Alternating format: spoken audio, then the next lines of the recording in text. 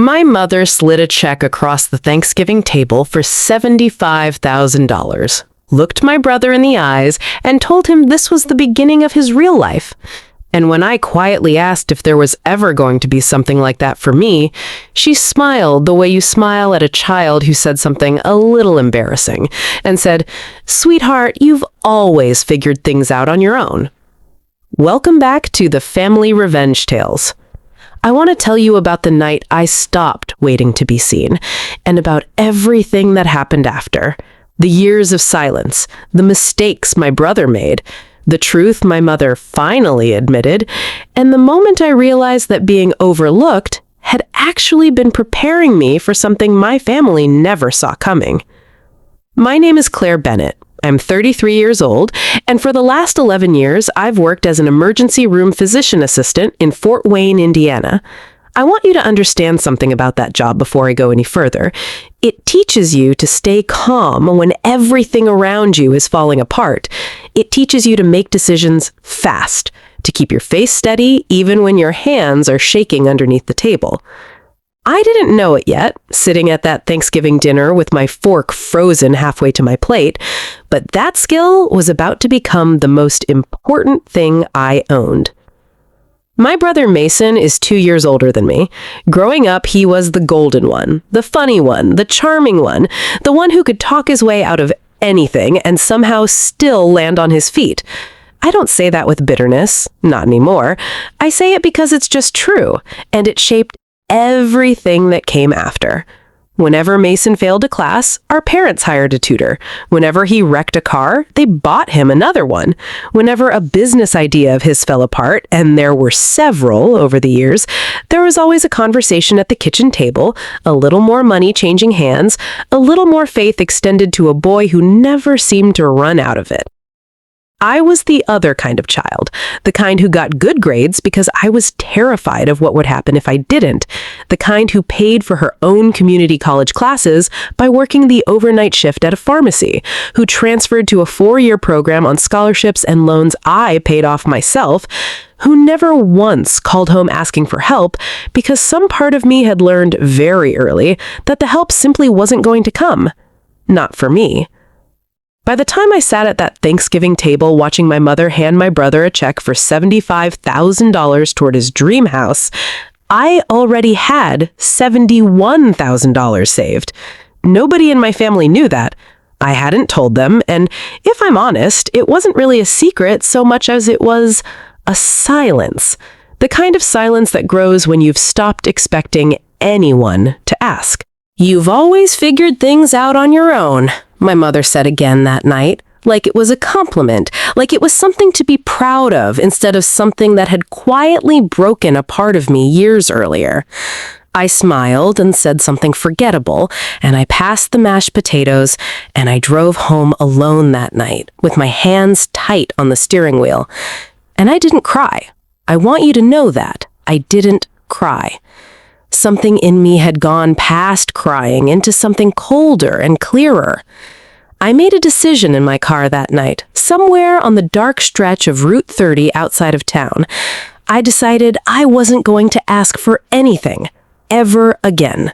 Not because I wanted to punish my family, but because I finally understood that my worth was never going to be handed to me at a dinner table. If I wanted a different life, I was going to have to build it with my own hands, quietly, without asking permission from anyone. The next few months, I started reading everything I could about real estate investing. Late nights, after 12-hour shifts, I'd sit at my kitchen table with a laptop and a cold cup of coffee, learning about cash flow and cap rates and property management, feeling like I was teaching myself a foreign language.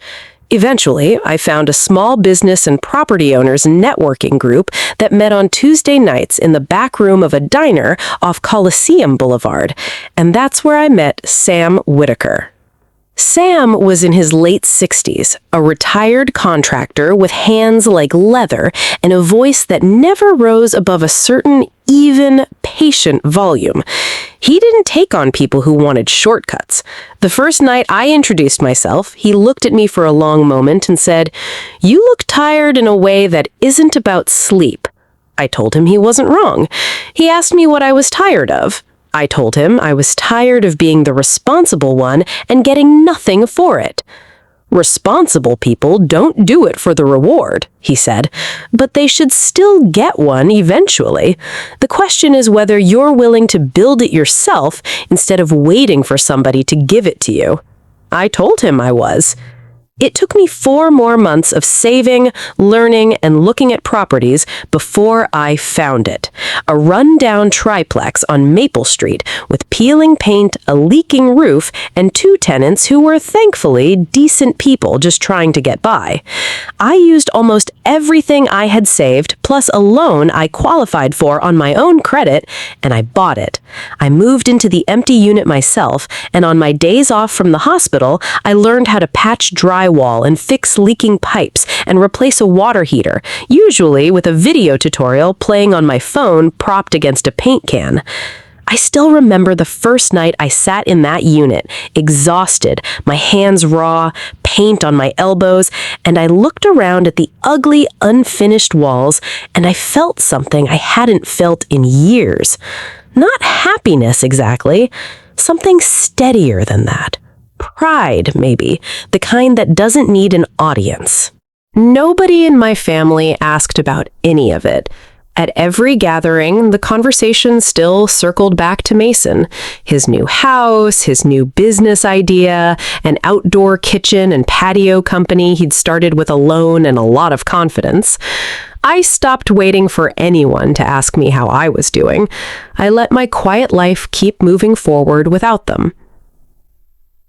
Over the next 18 months, guided by Sam's advice, I bought a second property, then a third. I reinvested almost everything I earned instead of spending it. I did the repairs myself whenever I could. I hung a small wooden shadow box on the wall of my apartment, and every time I closed on a new property, I added a little brass plate engraved with the address inside it. Nobody ever saw that shadow box but me. Each plate felt like a promise I had kept to myself in a life where I had learned not to expect anyone else to keep promises to me. Meanwhile, Mason's business was struggling in ways he wasn't telling anyone. The housing boom that had fueled his early success was cooling off, and he had leveraged himself heavily. Expensive equipment, a fleet of trucks, a warehouse lease he didn't need yet. Behind the confident smile he wore at every family dinner, the debt was quietly closing in on him. Everything changed the week I received the Fort Wayne Young Entrepreneur Award. A local news station did a short feature on me, the ER worker turned property owner, the woman who'd built a small real estate portfolio through discipline and hard work. I hadn't told my parents I was even nominated. I didn't think it was worth the conversation. My mother called me the night it aired, her voice tight in a way I'd never heard before. "You're on the news, Claire. Why didn't you tell us any of this?" I said, "You never asked." It wasn't meant as a wound. It was just the truth, laid out plainly, the way I'd learned to speak in the ER when there wasn't time for softening things. There was a long silence on the other end of the phone. At the next family dinner, the air felt different. My father kept glancing at me like he was trying to recalculate something in his head.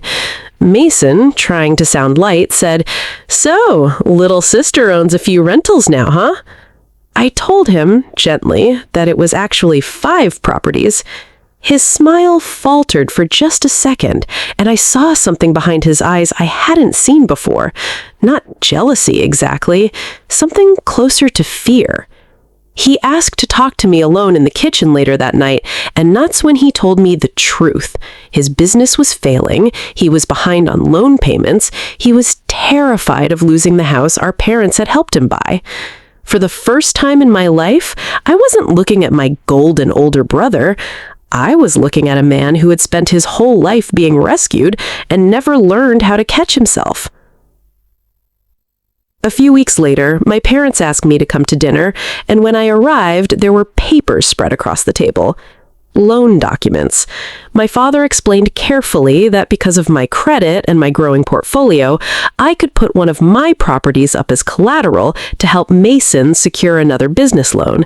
My mother reached across the table and took my hand. "This is what family does, Claire," she said.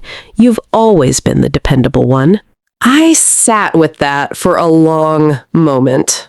I looked at the papers, at my brother's tired face, at my mother's hopeful eyes, and I thought about every brass plate in that shadow box on my wall.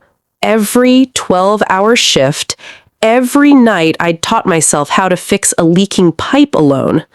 And I said, no. I want to be honest. It wasn't an easy no. My mother's face fell in a way that hurt me deeply, but I told them I wasn't willing to risk everything I had built to fund the same pattern that had already failed twice before.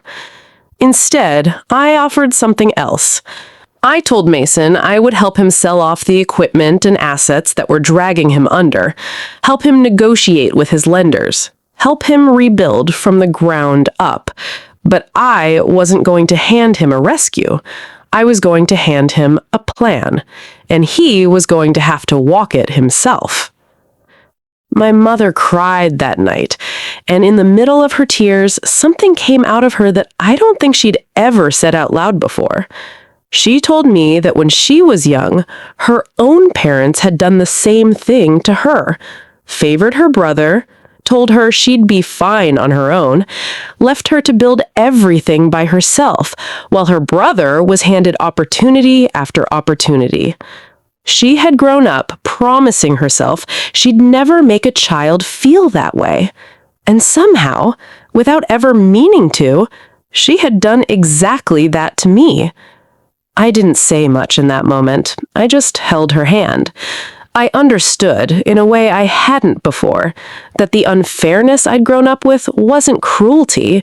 It was an inheritance, passed down without anyone noticing, repeated because no one had ever stopped to look at it clearly enough to break it. Mason sold his business over the following months, at a loss, but it was enough to clear most of his debt. He came to me afterward and asked if I had any work. Not money, work. I hired him as the maintenance manager for my properties, and for the first time in his life, I watched my brother show up early, learn how to actually fix things with his hands, and earn every dollar instead of borrowing his way past a problem. It wasn't glamorous. Some weeks it wasn't even easy between us. But slowly, something in him settled that had never had the chance to settle before.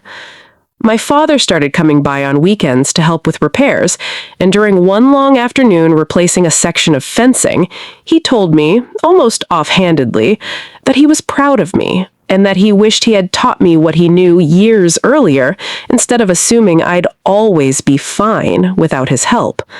It wasn't a big emotional speech. It was quiet, the way real change usually is. But I felt it land somewhere deep. A year later, Mason bought his own small duplex. No help from our parents, no rescue from me, just a loan he qualified for on his own, after months of rebuilding his credit and proving to himself that he could do it. I walked him through the process, not as someone saving him, but as someone standing beside him while he saved himself. That night, I went home and added a 5th brass plate to my wooden shadow box. I stood there for a long time looking at all 5 of them lined up in a row, and I realized something I hadn't expected to feel. The properties weren't really the achievement. The real achievement was quieter than that. It was a cycle, generations old, that had finally been interrupted. Not with anger, not with revenge in the way people usually mean it, but with patience, boundaries, and the simple decision to build a different kind of family story than the one I'd been handed. If this story meant something to you, I'd love for you to subscribe to the Family Revenge Tales so we can keep telling stories about the quiet ones, the overlooked ones, the ones who stop waiting for permission and start building their own lives instead. If there's someone in your family who's always been the responsible one without ever being thanked for it, maybe send the story their way. They might need to hear it more than they'll ever say out loud. Being overlooked doesn't have to break you. Sometimes it's the very thing that teaches you how strong you already are, and the life you build quietly, on your own terms, can end up being the loudest kind of justice there is. What makes the story valuable isn't just the satisfaction of watching Claire succeed while her brother struggles, it's the deeper lesson underneath it, that favoritism often isn't malicious, it's inherited, passed down through generations of people who never stopped to examine the patterns they were repeating. This story teaches the importance of financial discipline and delayed gratification, showing that real security is built slowly through patience and consistent effort, rather than through shortcuts or rescues. It also teaches the difference between love and enabling, that truly helping someone sometimes means letting them face consequences instead of shielding them from every hard lesson. Claire's choice to set a boundary with her own family, even when it was painful, shows viewers that self-respect and compassion can exist together, and that healing a broken family pattern doesn't require revenge or bitterness, only honesty, courage, and the willingness to do things differently than the generation before you.